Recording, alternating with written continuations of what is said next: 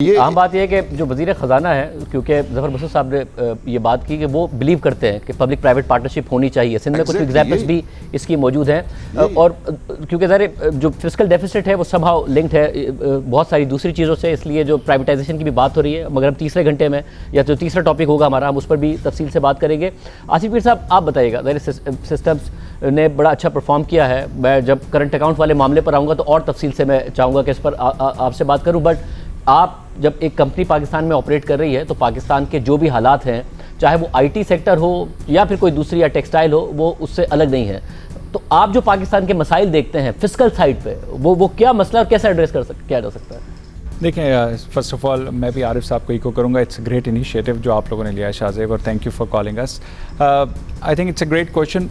I think IT जो अभी नाज साहब ने भी कहा कि how it can revolutionize our economy, right, और चाहे डिजिटल साइड पे हो और चाहे वैल्यू एडिड सर्विसेज की जो हमने बात की, आई थिंक हमें सबसे पहले बिलीव करना पड़ेगा कि अब चूँकि बॉर्डरलेस इकॉनमी हो गई है, राइट, अब ऐसा नहीं है कि एक हमारा जो टैलेंट है, हमें टैलेंट को एक्सपोर्ट करना है कि हमें जॉब्स यहाँ क्रिएट करनी है, राइट।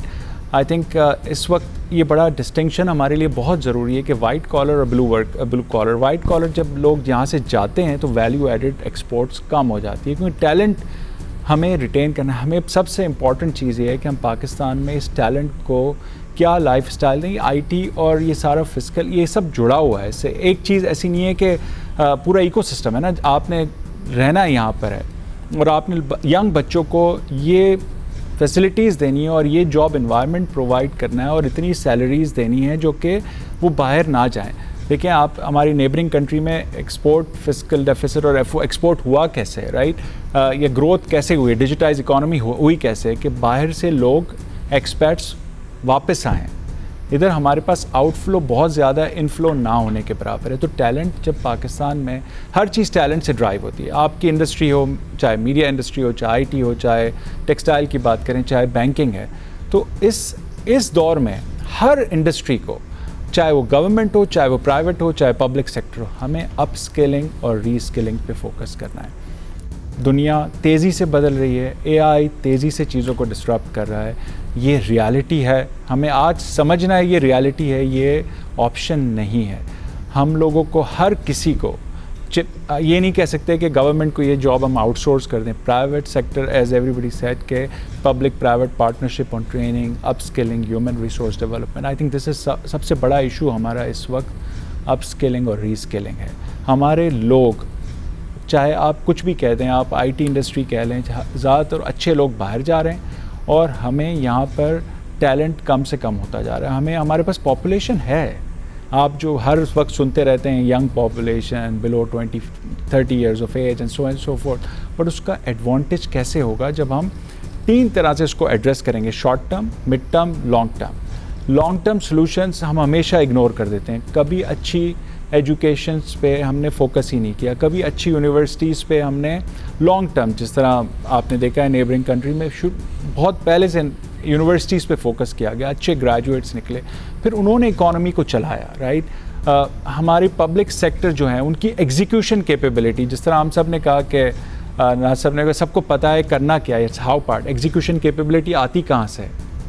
आप ये कह रहे हैं कि ज़रा बात ये होती है कि जो अनएम्प्लॉयमेंट है और जिसकी वजह से यूथ तो बहुत आ रही है, यूनिवर्सिटी से निकल रही है, मगर जॉब नहीं है। अब आप इस साइड पर हैं जो जिसने जॉब देनी है, आप ये कह रहे हैं आपको एक अलग प्रॉब्लम का सामना है कि बहुत सारे लोग आ रहे हैं मगर आपको क्वालिटी ह्यूमन रिसोर्स उसमें से मिल नहीं रही है काम नहीं है। इसलिए नहीं है ना कि फाउंडेशन चाहिए ना। देखें, आपने कहाँ पर इन्वेस्ट करना है, आपकी प्राइमरी एजुकेशन से लेके ये जिस तरह एक साइकिल है ना, ये शॉर्ट टर्म नहीं हो सकता। या आपने एक तरफ फोकस करना है कि लॉन्ग टर्म शुरू से लेके एजुकेशन को अपने आगे तक इसको फोकस करना है। बट आई एग्री कि गवर्नमेंट का प्रॉब्लम है, हम लॉन्ग टर्म 5-10 साल सोच नहीं सकते कि हमें तो आज चाहिए। एज़ यू सेड कि आखिरी मौका, तो आज क्या कर सकते हैं? तो आज करने के भी शॉर्ट टर्म के भी तरीके हैं कि आप बहुत सारी इन्वेस्टमेंट बूट कैंप पे करते हैं। प्राइवेट ऊबराइजेशन, देखें हर चीज़ ऊबराइजेशन हुई तो ट्रेनिंग क्यों नहीं हो सकती, राइट, ह्यूमन स्किल डेवलपमेंट क्यों नहीं हो सकती? क्यों पब्लिक, हमारी जैसी कंपनियां और सारी कंपनियां मिलके उनको हम कैसे गवर्नमेंट के साथ कोलैबोरेशन करके अपने यूथ को वो स्किल सिखाएं। ये आईटी को हम थोड़ा सिंगल आउट करते हैं। आई थिंक आईटी में तो टेक्नोलॉजी, आपने कहा कि टैलेंट, हमें अगर 25,000 बच्चा आया, जो भी नंबर्स एक जो हमारे पास actually factual different figures will have a different answers.